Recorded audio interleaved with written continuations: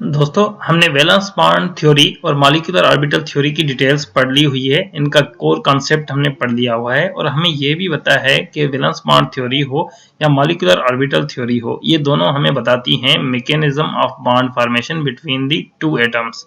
ठीक है, एटम्स, दो एटम्स आपस में बॉन्ड किस तरह से बनाते हैं, उनका तरीकेकार क्या होता है, ये हमें दोनों थ्योरीज बताती हैं। आइए इन दोनों का हेड टू हेड मुआवजा करके देखते हैं कि किस थ्योरी का किस पे क्या एडवांटेज है।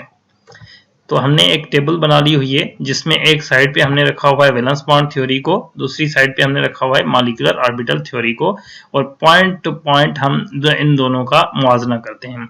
वैलेंस बॉन्ड थ्योरी का कॉन्सेप्ट ये है कि ऐसे ऑर्बिटल्स जिनमें अनपेयर्ड इलेक्ट्रॉन्स मौजूद होंगे, वैलेंस शेल में के ऑर्बिटल्स होंगे डेफिनेटली, वो अनपेयर्ड इलेक्ट्रॉन्स जिनमें मौजूद होंगे वही ऑर्बिटल्स सिर्फ बॉन्ड में इन्वॉल्व होंगे, बॉन्ड फॉर्मेशन में इन्वॉल्व होंगे, दूसरे ऑर्बिटल्स पार्टिसिपेट नहीं करेंगे।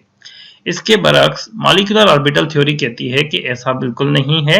वैलेंस शेल जो है उसमें जो भी ऑर्बिटल्स मौजूद हैं, चाहे उनमें जो है वो हाफ फिल्ड ऑर्बिटल्स हैं या फुली फिल्ड ऑर्बिटल्स हैं, वो सारे के सारे जो है ऑर्बिटल्स और उनमें मौजूद इलेक्ट्रॉन्स पार्टिसिपेट करेंगे बॉन्ड फॉर्मेशन में।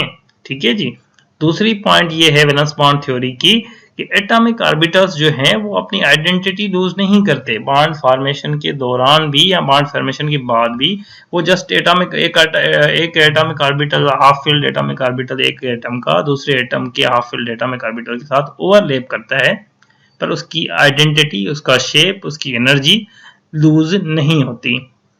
अगर वो एस ऑर्बिटल है तो वो एस ऑर्बिटल ही रहेगा, उसका स्फीयर शेप ही रहेगा, उसकी एनर्जी सेम ही रहेगी।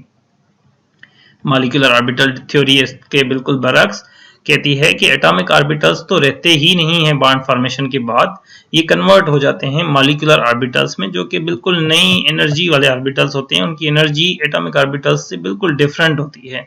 ठीक है, तो यानी एटॉमिक ऑर्बिटल्स खत्म हो जाते हैं और वो एक दूसरे के साथ मिलके एक एटम का एटॉमिक ऑर्बिटल दूसरे एटम के एटॉमिक ऑर्बिटल के साथ, और डेफिनेटली ये वैलेंस शेल के एटॉमिक ऑर्बिटल्स होंगे, मिलके नए किस्म के ऑर्बिटल्स बनाते हैं जिनको हम कहते हैं मॉलिक्यूलर ऑर्बिटल्स। ठीक है जी। तीसरी पॉइंट है वैलेंस बॉन्ड थ्योरी की कि वीबीटी जो है वो हमें नहीं बताती कि दो एटम्स के दरमियान कितने बॉन्ड फॉर्मेशन हुई है, कितने बॉन्ड्स बने हैं, सिंगल बॉन्ड बना है, दो बॉन्ड बने हैं, ट्रिपल बॉन्ड बने हैं, जबकि एमओटी हमें बताती है। एमओटी में ये जो है प्रोविजन मौजूद है कि एमओटी हमें बताती है कि बॉन्ड फॉर्मेशन जो हुई है उसका उसमें उसके नतीजे में जो मॉलिक्यूल बना है उसका बॉन्ड ऑर्डर क्या है। बॉन्ड ऑर्डर का मतलब है कि नंबर ऑफ बॉन्ड्स कितने बने हैं दो एटम्स के दरमियान। ठीक है जी। और इसी तरह मैग्नेटिक प्रॉपर्टीज ऑफ मॉलिक्यूल के बारे में कोई जो है इंफॉर्मेशन वीबीटी नहीं देती। वीबीटी डिफाइन ही नहीं कर पाती कि आखिर पैरामैग्नेटिक और डायमैग्नेटिक मॉलिक्यूल्स क्यों एग्जिस्ट करते हैं दुनिया में, और क्या रीजन है कि कुछ मॉलिक्यूल्स पैरामैग्नेटिक होते हैं, कुछ मॉलिक्यूल्स डायमैग्नेटिक होते हैं। जबकि एमओटी को इस पे एडवांटेज है कि एमओटी हमें बिल्कुल बताती है कि आखिर जो है मैग्नेटिक प्रॉपर्टीज मॉलिक्यूल्स में क्यों आती हैं, और कोई पैरामैग्नेटिक होगा, कौन सा वाला डायमैग्नेटिक होगा, ये भी हमें बताती है, आइडेंटिफाई करने में भी हेल्प आउट करती है। तो दोस्तों हमने ये 4 points, important points head to head discuss कर लिए और हमें पता चल गया कि इन दोनों में से बेटर थ्योरी कौन सी है।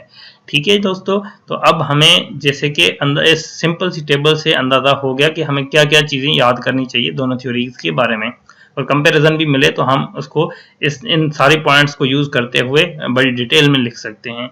तो उम्मीद है दोस्तों आपको ये समझ आ गया होगा लेक्चर। अभी भी अगर आपको कोई कंफ्यूजन है तो आप बिल्कुल बेझिझक कमेंट में जो है मुझे मेंशन करके बता दीजिएगा, वो टॉपिक्स भी बता दीजिएगा जिन टॉपिक्स को आप मजीद समझना चाह रहे हो, तो हम उस पर भी लेक्चर बना लेंगे। Thank you.